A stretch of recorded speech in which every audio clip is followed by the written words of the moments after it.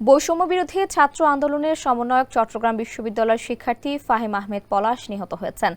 গত ২৭ আগস্ট মঙ্গলবার বন্যার্তদের জন্য চট্টগ্রাম বিশ্ববিদ্যালয়ের ত্রাণবাহী ট্রাকে নোয়াখালী যাওয়ার পথে মিরসরাইয়ের জোরারগঞ্জ এলাকায় দুর্ঘটনার কবলে পড়ে তাদের ট্রাকটি। দুর্ঘটনায় ১২ জন শিক্ষার্থী গুরুতর আহত হন। এ ঘটনায় গুরুতর আহত অবস্থায় ফাহিম আহমেদ পলাশকে চট্টগ্রাম মেডিকেল কলেজ হাসপাতালে ভর্তি করা হয়। ফাহিমের পারিবারিক সূত্রে জানা গেছে, গত সোমবার ২ সেপ্টেম্বর রাতে অবস্থার অবনতি হলে তাকে উন্নত চিকিৎসার জন্য ঢাকার সিএমএইচ হাসপাতালে নেওয়া হয়। বুধবার দুপুরে কর্তব্যরত চিকিৎসক তাকে মৃত ঘোষণা করেন।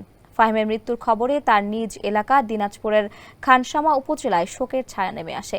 খালাম্মা, আমি আপনার মোবাইলে সেলফিন ইনস্টল করে দিতেছি। আপনার রেমিটেন্সের টাকা আপনি নিজেই জমা করতে পারবেন। সেলফিন, আগামীর ব্যাংকিং। নিহত পলাশ জেলার খানসামা উপজেলার ভাবকি ইউনিয়নের ভাবকি গ্রামের মুন্সিপাড়া এলাকার আক্কাস আলীর পুত্র। ফাহিমের পরিবারের সাথে কথা বলে জানা যায়, দুর্ঘটনার ২ দিন আগে থেকেই বন্যার্তদের জন্য ত্রাণ বিতরণ কার্যক্রম পরিচালনা করেছে চট্টগ্রাম বিশ্ববিদ্যালয়ের পরিসংখ্যান বিভাগের শিক্ষার্থীরা। গত ২৬ আগস্ট রাত ৩টার দিকে ট্রাকে করে নোয়াখালী সেনবাগের উদ্দেশ্যে ত্রাণ নিয়ে রওনা দেয় শিক্ষার্থীরা। পথে মিরসরাই অতিক্রম করার পর জোরারগঞ্জ এলাকায় পৌঁছালে চালকের অসাবধানতার কারণে সামনে থাকা একটি গাড়ির সঙ্গে ধাক্কা লাগে।